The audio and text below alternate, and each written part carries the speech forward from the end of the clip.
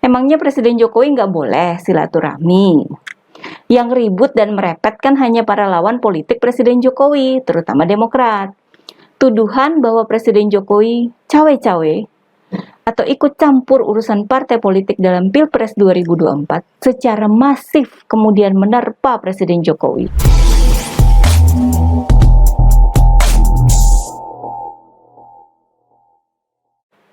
Halo guys, kembali bersama saya Nina Nur. Kita akan mengulik dunia politik dengan awas, waras, dan cerdas. Ada sebuah peribahasa yang sepertinya cocok untuk menggambarkan karakter para lawan politik Presiden Jokowi, yakni tong kosong nyaring bunyinya.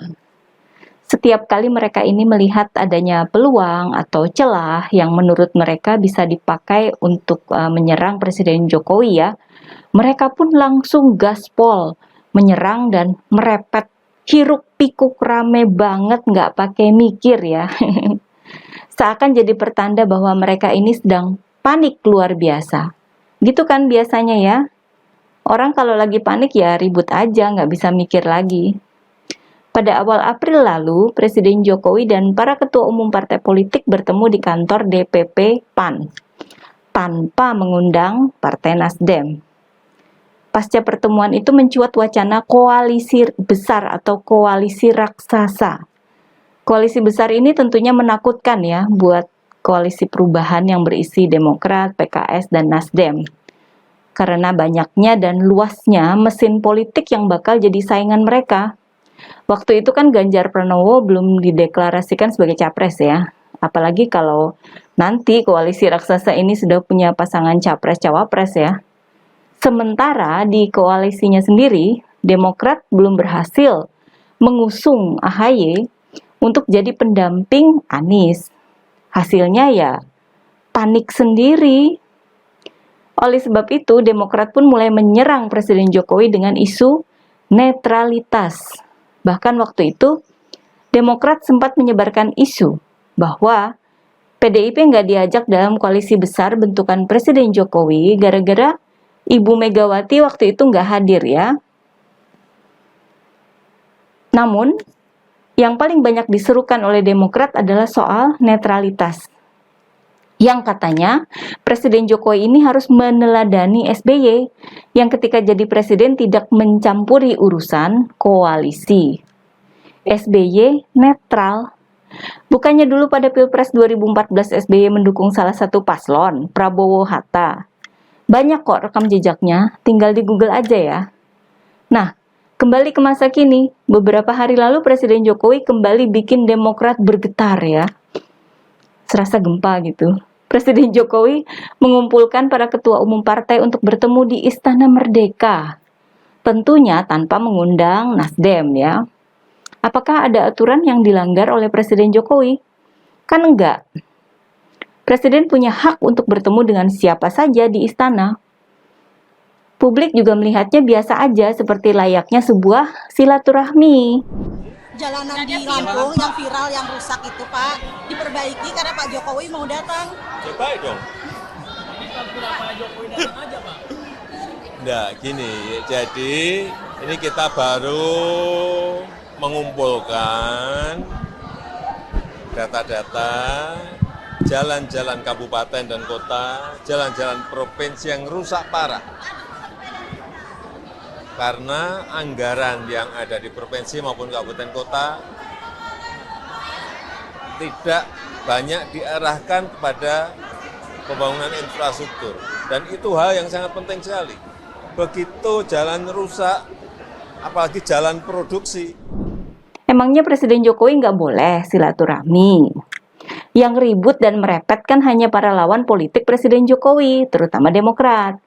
Tuduhan bahwa Presiden Jokowi cawe-cawe atau ikut campur urusan partai politik dalam Pilpres 2024 secara masif kemudian menerpa Presiden Jokowi. Dari media mainstream sampai ke berbagai postingan di media sosial oleh para politisi Demokrat. Sampai Andi Arief pun diturunkan ya. Rocky Gerung juga ikutan menyerang. Widih, keroyokan ini ya. Selain para politisi Demokrat, para buzzer juga ikut menyerang Presiden Jokowi. menuduh cawe-cawe, menuduh Presiden Jokowi gelisah menjelang habis masa jabatannya dan sebagainya. Pokoknya segala lini dikerahkan untuk menyerang Presiden Jokowi.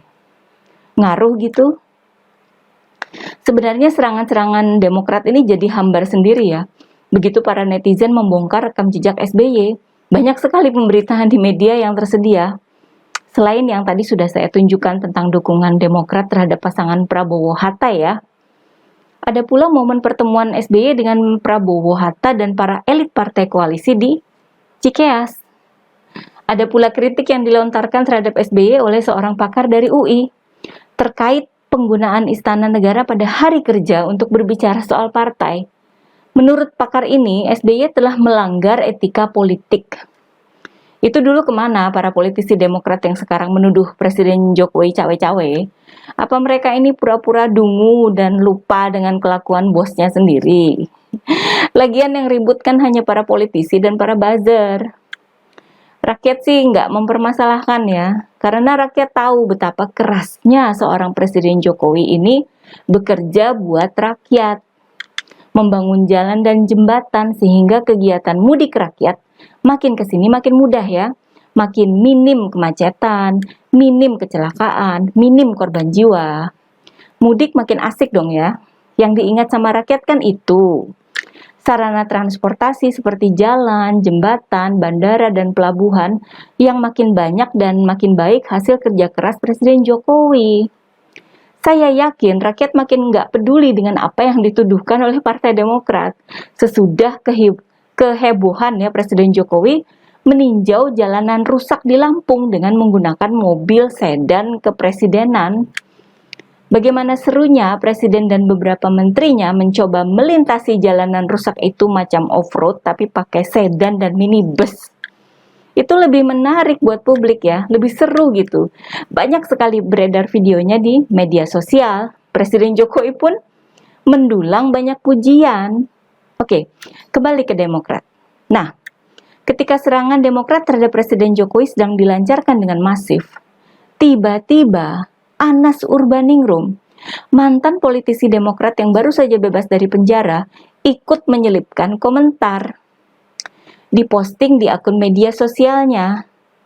Menurut Anas, ketika SBY masih jadi presiden, pertemuan dengan pimpinan partai koalisi di era SBY sering dilakukan di Cikeas. Namun, juga pernah beberapa kali digelar di istana. Entah maksud komentar Anas ini memang ada niatan membantu Presiden Jokowi ataupun tidak, namun komentar ini sangat menohok buat Demokrat ya. Membongkar jeroan SBY lebih dalam dari berita-berita yang ada di media. Bisa jadi Anas memang sedang menggertak Demokrat untuk kepentingannya sendiri. Kita nggak tahu itu ya. Yang pasti, saya kira Anas ini sedang pamer kekuatan ya sama Demokrat. Memberikan contoh sedikit saja. Bahwa sedikit saja Anas ngomong soal SBY, efeknya itu bisa banyak ya. Yang diceritakan Anas itu kan secara otomatis mematahkan semua serangan tuduhan para politisi Demokrat terhadap Presiden Jokowi. Jadi hambar dan gak berarti ya. Sebuah pelajaran tersendiri buat Demokrat ya. Sebenarnya tanpa komentar Anas, saya kira Presiden Jokowi gak akan terpengaruh oleh serangan-serangan Demokrat ya. Sementara yang terpengaruh oleh komentar Anas hanya Demokrat sendiri. Presiden Jokowi justru sedang mendapatkan penilaian terbaik dari rakyat. Dalam berbagai survei kepuasan terhadap kinerjanya, Presiden Jokowi mendapatkan angka tertinggi, seperti dari Poltreking, angkanya mencapai 74,7%. Dari indikator kepuasan publik terhadap kinerja Presiden Jokowi mencapai 78,5%. Sedangkan dari LSI mencapai angka 82%. Rakyat pasti lebih memandang Presiden Jokowi ketimbang mendengarkan ributnya Partai Demokrat. Oke guys, jangan lupa like dan subscribe channel Siwur TV ya. Kura-kura emang juara.